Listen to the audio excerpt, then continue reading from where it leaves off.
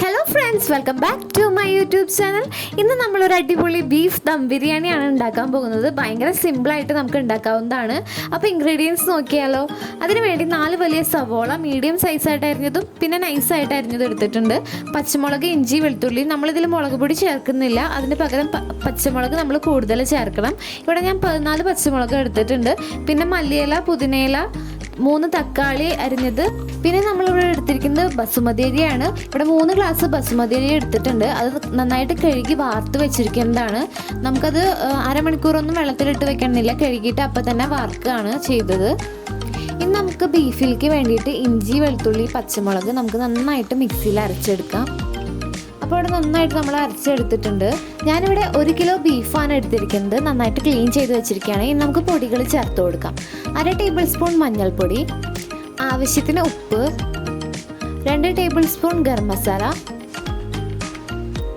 ഇനി നമുക്ക് ഇഞ്ചി, വെളുത്തുള്ളി, പച്ചമുളകിൻ്റെ പേസ്റ്റ് ചേർത്ത് കൊടുക്കാം.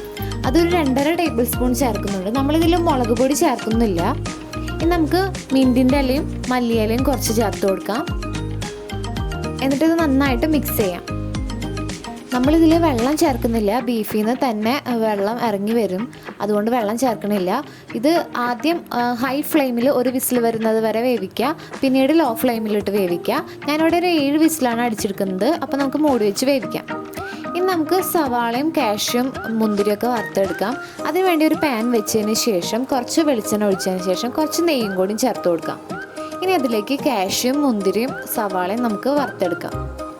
എല്ലാതും ഒരു ഗോൾഡൻ കളർ ആകുന്നത് വരെ നമുക്കൊന്ന് ഫ്രൈ ചെയ്തെടുക്കാം.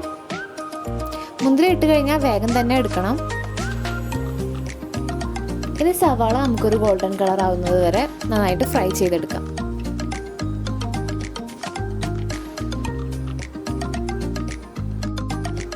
ഇനി നമുക്ക് അരി വേവിച്ചെടുക്കാൻ വേണ്ടിയിട്ട് ഒരു വലിയ പാത്രം വയ്ക്കുക. നേരത്തെ ഫ്രൈ ചെയ്തതിൻ്റെ കുറച്ച് എണ്ണ ബാക്കി ഉണ്ടായിരുന്നു, അത് നമുക്ക് ഇതിലേക്ക് ഒഴിച്ചു കൊടുക്കാം. ഇനി നമുക്ക് കുറച്ചും കൂടി ഓയിൽ ഒഴിച്ചു കൊടുത്തതിന് ശേഷം കുറച്ച് നെയ്യും കൂടി ചേർത്ത് കൊടുക്കാം. ഇനി ഇതിലേക്ക് കുറച്ച് പട്ട, കുറച്ച് ബേ ലീഫ്, കുറച്ച് ഗ്രാമ്പു, കുറച്ച് ഏലക്ക ചേർത്ത് നന്നായിട്ട് ഫ്രൈ ചെയ്തെടുക്കാം. ജസ്റ്റ് ഒന്ന് മുരിഞ്ഞാൽ മതി.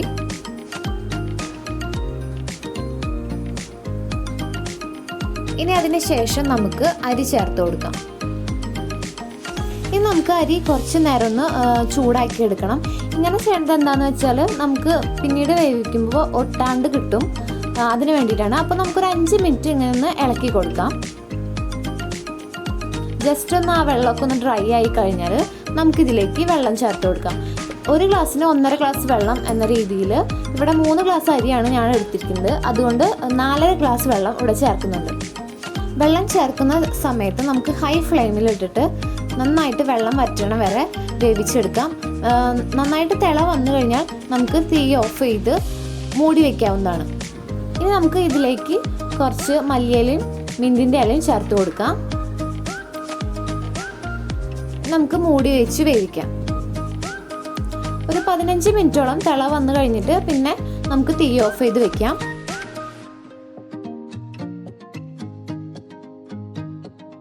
ഇപ്പോൾ നന്നായിട്ട് വെള്ളമൊക്കെ വറ്റി നന്നായിട്ട് ഡ്രൈ ആയിട്ട് വന്നിട്ടുണ്ട്. നമുക്ക് ഈ ഒരു ഫോമിൽ കിട്ടും. നമ്മൾ തിള വന്നു കഴിഞ്ഞാൽ അപ്പോൾ തന്നെ തീ ഓഫ് ചെയ്ത് പിന്നെ മൂടി വെച്ചിട്ട് ഒരു 5 മിനിറ്റ് കൂടുമ്പോൾ ഒന്ന് ഇളക്കി കൊടുത്താൽ മതി. ലാസ്റ്റ് ഈ ഒരു കൺസിസ്റ്റൻസിയിൽ നമുക്ക് കിട്ടുന്നതാണ്. ഇനി നമുക്ക് ബീഫ് തുറന്ന് നോക്കാം. അപ്പോൾ ബീഫ് ഇവിടെ നന്നായിട്ട് വെന്ത് വന്നിട്ടുണ്ട്. നന്നായിട്ട് നെയ്യൊക്കെ ഇറങ്ങിയിട്ടുണ്ട്. നെയ്യൊക്കെ ഒന്ന് കുറച്ച് മാറ്റി വെച്ച് കൊടുക്കണം. ഇനി നമ്മൾ നേരത്തെ സവാള ഫ്രൈ ചെയ്ത പാൻ തന്നെ വെച്ചിട്ട് കുറച്ച് വെളിച്ചെണ്ണ ഒഴിച്ചു കൊടുക്കുന്നുണ്ട്.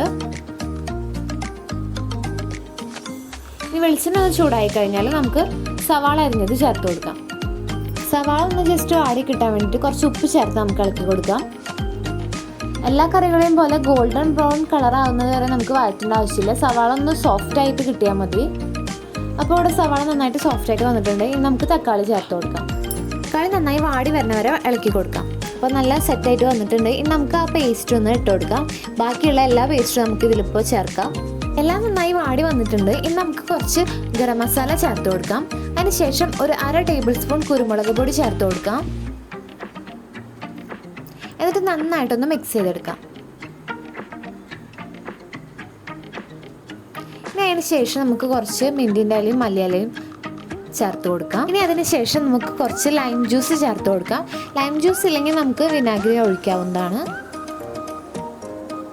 അതൊന്ന് മിക്സ് ആക്കിയതിന് ശേഷം നമുക്കൊരു കപ്പ് തൈര് ചേർത്ത് കൊടുക്കാം. തൈരും ചേർത്ത് നന്നായിട്ട് മിക്സ് ആക്കി കൊടുക്കാം. പിന്നെ ഈ ടൈമിലാണ് നമുക്ക് കറിക്ക് ആവശ്യമായ ഉപ്പ് ചേർത്ത് നന്നായിട്ട് മിക്സ് ചെയ്ത് കൊടുക്കാം. ഇനി നമുക്ക് വേവിച്ച് വെച്ചിരിക്കുന്ന ബീഫ് ചേർത്ത് കൊടുക്കാം. ഈ ടൈമിൽ ഹൈ ഫ്ലെയിം ആക്കി വെക്കണം. എന്നിട്ട് നന്നായിട്ട് തിളപ്പിച്ചെടുക്കണം. അപ്പോൾ നമ്മുടെ കറി ഇവിടെ റെഡി ആയിട്ടുണ്ട്. നമ്മളെല്ലാം വേവിച്ചിട്ടുള്ള കാരണം അധികം നേരമൊന്നും വെക്കണം. 5 മിനിറ്റ് കഴിഞ്ഞാൽ തന്നെ നമുക്ക് ഇത് എടുക്കാവുന്നതാണ്. അപ്പോൾ നമ്മുടെ കറി ഇവിടെ സെറ്റായിട്ട് വന്നിട്ടുണ്ട്. ഇതിനെ മാറ്റി നമുക്ക് ദം ഇടാനുള്ള കാര്യങ്ങൾ നോക്കാം. അതിന് വേണ്ടി ഒരു വലിയ ഡവർ എടുത്തിട്ടുണ്ട്. അതിൽ കുറച്ച് നെയ്യ് ചേർത്ത് കൊടുക്കാം. അതിന് ശേഷം അതൊക്കെ ഒന്ന് സ്പ്രെഡ് ചെയ്ത് കൊടുക്കാം.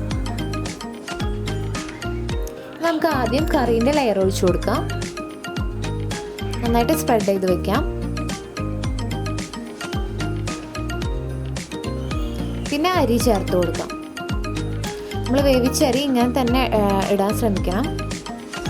നന്നായിട്ട് വെതറി ഇടണം, അല്ലെങ്കിൽ കട്ട പിടിച്ച പോലെ ഇരിക്കും. ഇനി ഒരു ഫ്ലേവറിന് വേണ്ടിയിട്ട് നമുക്ക് കുറച്ച് ഗരം മസാല ചേർത്ത് കൊടുക്കാം. പിന്നെ സവോള ഫ്രൈ ചെയ്തതും കാഷ്യും മുന്തിരിയും ചേർത്ത് കൊടുക്കാം. പിന്നെ മിൻറ്റിൻ്റെ ഇലയും മല്ലിയിലയും നമുക്ക് ചേർത്ത് കൊടുക്കാം. പിന്നെ നമ്മൾ ബീഫ് വേവിച്ചപ്പോൾ മാറ്റി വെച്ച നെയ്യാണിത്. അതൊരു ടേബിൾ സ്പൂൺ ഒഴിച്ചു കൊടുക്കാം. ഇത് നല്ലൊരു ഫ്ലേവറാണ് ബിരിയാണിക്ക് കൊടുക്കുന്നത്. പിന്നെ സാധാ നെയ്യും നമുക്ക് ഒഴിച്ചു കൊടുക്കാം. ഇങ്ങനെയാണ് നമ്മൾ ലെയർ സെറ്റ് ചെയ്യണം. അങ്ങനെ ഒരു 3 ലെയർ നമ്മൾ സെറ്റ് ചെയ്തിട്ടുണ്ട്.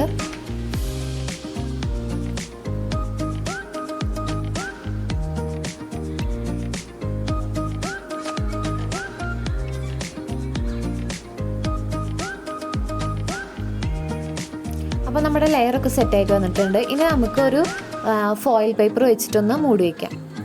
പിന്നെ നമ്മൾ ഇതിൻ്റെ ഒരു മൂടിയിൽ മൈദ നന്നായിട്ട് ഒട്ടിച്ച് കൊടുത്തിട്ടുണ്ട്. നമ്മൾ ദമ്മ് ചെയ്യാൻ പോവുകയാണ്. അപ്പോൾ അതുകൊണ്ട് നമുക്ക് നന്നായിട്ടൊന്ന് പ്രസ് ചെയ്ത് കൊടുക്കാം. അപ്പോൾ നമ്മളിവിടെ ദമ്മ് സെറ്റാക്കാൻ പോവുകയാണ്. നമുക്കിവിടെ അടുപ്പൊന്നുമില്ല. അപ്പോൾ നമുക്ക് സ്റ്റൗമ്മ തന്നെ ചെയ്യാം. അധികം യൂസ് ഇല്ലാത്തൊരു ഫ്രൈ പാൻ എടുത്തിട്ട് ഉപ്പ് നല്ല തിക്ക് ലെയറിൽ ഇട്ട് കൊടുക്കാം. ഇതൊരു 15 മിനിറ്റ് മുന്നേ നല്ല ഹൈ ഫ്ലെയിമിലിട്ട് ചൂടാക്കിയതാണ്. ഇനി ഈ പാത്രം വെച്ച് കഴിഞ്ഞാൽ പിന്നീട് ലോ ഫ്ലെയിമിലാക്കി വെക്കണം. അങ്ങനെ ഒരു 20 മിനിറ്റ് നമുക്കിങ്ങനെ വെക്കാം. 20 മിനിറ്റിന് ശേഷം നമ്മൾ ദമ്മ് പൊട്ടിക്കുകയാണ്. അപ്പോൾ എങ്ങനെയുണ്ടെന്ന് നോക്കാം. തുറന്നപ്പോൾ തന്നെ നല്ലൊരു സ്മെല്ലായിരുന്നു. ബിരിയാണി നല്ലൊരു ടെക്സ്ചറിൽ നമുക്ക് കിട്ടിയിട്ടുണ്ട്. അപ്പോൾ ബീഫ് ദം ബിരിയാണി ഭയങ്കര സിമ്പിളല്ലേ റെഡിയാക്കി എടുക്കാൻ വേണ്ടിയിട്ട്. അപ്പം നമുക്ക് ബിരിയാണി ഒന്ന് സർവിങ് പ്ലേറ്റിലേക്ക് മാറ്റാം. അപ്പോൾ നമ്മുടെ അടിപൊളി സിമ്പിൾ ബീഫ് ദം ബിരിയാണി ഇവിടെ റെഡി ആയിട്ടുണ്ട്. സൂപ്പർ ടേസ്റ്റ് ആയിരുന്നു. പിന്നെ ഈ സൈഡിലുള്ള മിൻറ്റ് ചമ്മന്തി അടിപൊളിയാണ് കോമ്പിനേഷൻ. അതിൻ്റെ വീഡിയോ വേണമെന്നുണ്ടെങ്കിൽ കമൻറ്റ് ബോക്സിൽ പറയുകയാണെങ്കിൽ ഞാൻ അടുത്ത വീഡിയോ മിൻറ്റ് ചമ്മന്തിയുടെ ഇടുന്നതായിരിക്കും. അപ്പോൾ എല്ലാവർക്കും ഈ വീഡിയോ ഇഷ്ടപ്പെട്ടു എന്ന് വിചാരിക്കുന്നു. എല്ലാവരും ട്രൈ ചെയ്ത് നോക്കണം. Thanks for watching. ബൈ.